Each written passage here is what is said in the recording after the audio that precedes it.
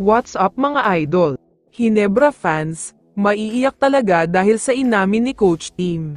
Pero bago mo sana ipagpatuloy ang panonood mo, ay huwag mong kalimutan na mag-subscribe bilang suporta sa aking YouTube channel. Maraming salamat idol. Unahin na natin ang balita tungkol sa Best Import of the Conference Award.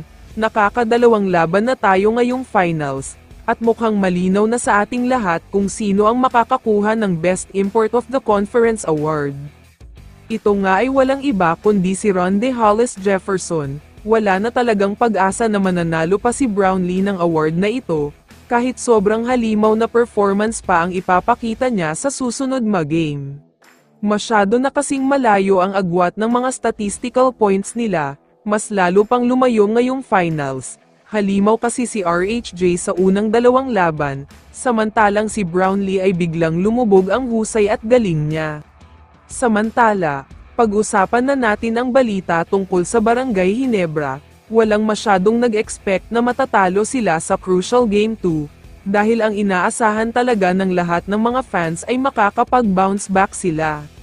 Okay naman ang simula nila dahil first quarter pa lang ay lumamang na agad sila ng 10 points. Akala nga ng lahat ng mga fans ay matatambakan ang TNT dito, dahil sila naman ang malas ang shooting sa simula ng laban na ito.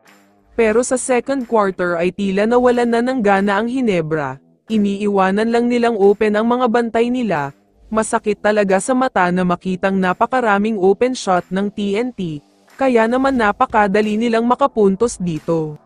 Sa third quarter ay mainit na naman uli ang simula ng Hinebra dahil nakakuha pa sila ng 7 points na kalamangan, pero hanggang simula lang sila at hindi na-sustain ang kalamangan, dahil nakuha agad yan ng TNT. Naubusan na ng sagot ang Hinebra sa fourth quarter at tuluyan na silang natalo, kaya naman pagkatapos ng laban ay may mabigat na inamin si Coach Tim. Ayon sa kanya ay natatalo at nauutakan daw talaga siya ni Coach Chot. Nasa losing battle na nga daw siya. Naiinis pa si Coach Tim sa sarili niya dahil tila hindi man lang daw niya natutulungan ang mga players niya.